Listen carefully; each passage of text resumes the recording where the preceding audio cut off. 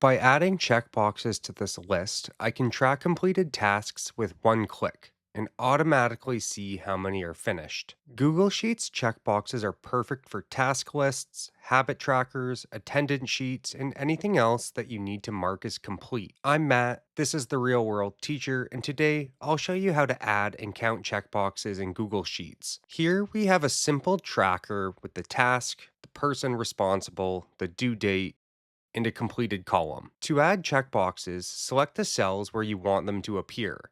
Then open the Insert menu, go down, and press Checkbox. Google Sheets immediately adds a checkbox to every selected cell.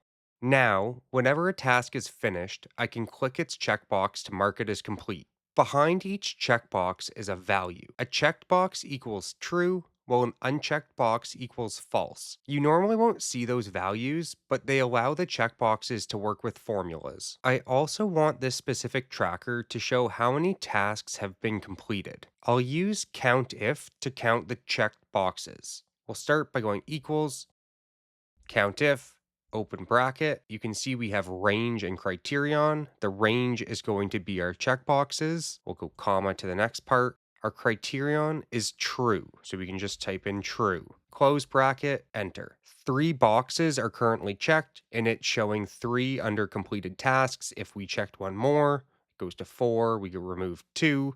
It goes back to 2. As I complete more tasks, the total updates automatically. I can also calculate the percentage of tasks completed. For this, we're still going to use some count formulas. In order to figure this out, we're going to take the number of completed tasks and divide it by the total number of possible tasks, and we just have to represent that with a formula. To do that, we're going to start with COUNTIF again. Equal COUNTIF, open bracket. The range and criterion are going to be the same as our completed tasks. So our range is the checkboxes. Move to the criterion, which is true.